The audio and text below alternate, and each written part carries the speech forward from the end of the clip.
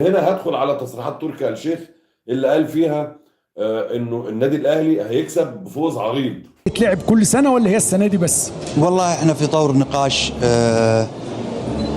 احنا منفتحين على اننا نسمع نقاش للسنوات القادمه ونشوف ان شاء الله يكتب اللي فيه الخير. نروح الفان زون وبعد كذا الاستاد حيبقى مفتوح الساعه 4 ل 4:30، موجود دي جي، موجود فعاليات، موجود هدايا تذكاريه لكل الجمهور في مختلف الفئات في الملعب، وان شاء الله ليله تكون عظيمه ان شاء الله باذن الله. قبل ما حضرتك تيجي قلت انه المباراه ليها معاني اخرى غير المعنى الرياضي. العلاقات المصريه السعوديه، هذا التعاون اللي شفنا منه جزء في الموسيقى من كم اسبوع، الان الرياضه معاني اخرى غير الكوره. صحيح العلاقه بين البلدين علاقه تاريخيه، علاقه عميقه، وتحرص دائما بتوجيهات مولاي خادم الحرمين الشريفين وسمو سيدي ولي العهد على توثيق العلاقه مع كل الدول العربيه وبالاخص مصر.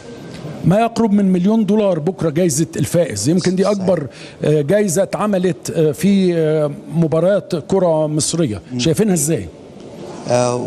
يستحقها الفريقين، والمبلغ هذا مو بس المبلغ اللي مدفوع، الفعاليات مكلفه اكثر من مبالغ المباراه بكثير. أنا عارف إن حضرتك بكرة هتبقى في الملعب بنفسك وتتابع، وفي هدايا هيتم تسليمها وكل شيء بعد المباراة. صحيح. أنا بشكر حضرتك شكرا جزيلا. كم تتوقع الماتش أنت؟ مين هيكسب يعني، ولا كم تتوقع النتيجة بعيدة؟ بكرة الزمالك هيكسب 2-1. بكرة سكور إحساسي، تمنياتي مباراة كبيرة، بس أتوقع سكور كبير للأهلي. سكور كبير للأهلي؟ صحيح. طب على المباراة بكرة ايه اللي مديك الاحساس ده ان بكره سكور كبير للاهلي؟ انا المهم عندي ما توصلش لاشواط اضافيه، لان عندي الملاكمه. ايوه عايزها بسكور، يعني حتى ما اختارش اللفظ. السكور ده يتقال على ايه؟ على اهداف مباراه كره اليد، على النقاط الباسكت. تقول الزمالك كسب الاهلي بسكور. بالمناسبه الزمالك كان كسب الاهلي امبارح ولا اول امبارح ب 110 ل 99. ده سكور، فسكور فوق ال 100. لكن في كرة القدم حتى لو المباراة انتهت 2-3-4 ده مش سكور، ده نتيجة كبيرة لكن مش سكور. الزمالك بقى مش قليل يا حاج تركي عشان تقول الزمالك هيخسر بسكور. وانا مش هحرمك، مش هجردك من اهلاويتك، انت حر طبعا. بالعكس انت خد الكلام ده وعيش بيه وفرح بيه الناس اللي انت بتدعمهم، اللي كانوا واقفين لك في المدرجات بيعملوا لك الحان جماهير النادي الاهلي وانت كنت بترد في المواقع بتاع. كل ده ماليش علاقه بيه. انا في النهارده الكلام ده اللي زعل بعض الزملكاويه في حاله زعل غير عاديه، انا ضد الكلام ده، انا ضد الزعل. انتوا زعلانين من ايه؟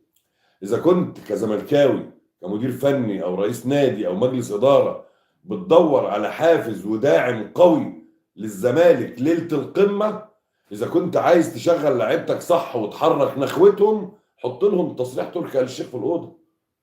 وانت النهارده كان في اجتماع فني للجهاز الفني هتكلم عليه دلوقتي.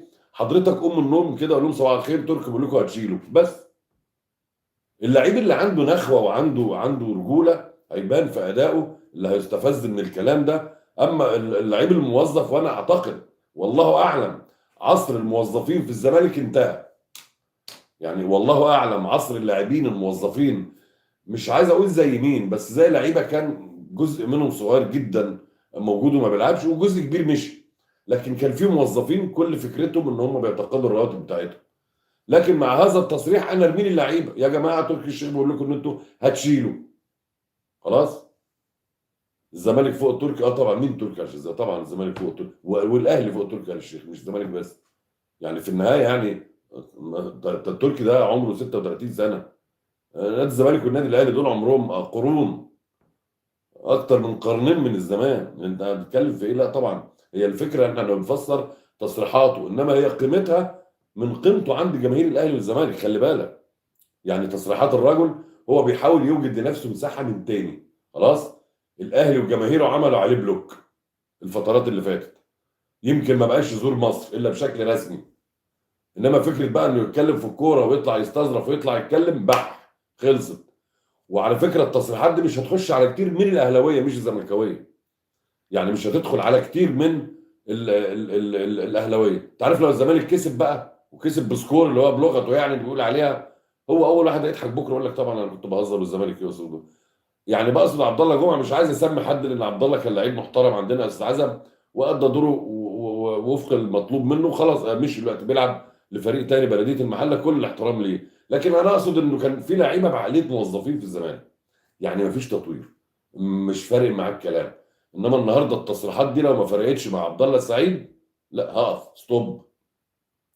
لو ما فرقتش مع ناصر ماهر مثلا اللي صدر الازعاج للاهلاويه بشويه تصريحات متزنه كان بيدعم فيهم الزمالك، هقول لا تعالى في ايه.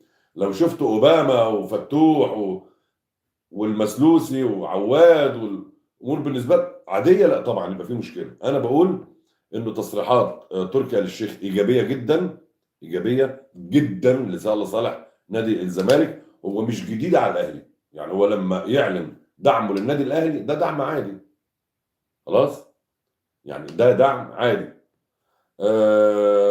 اعتقد انه يعني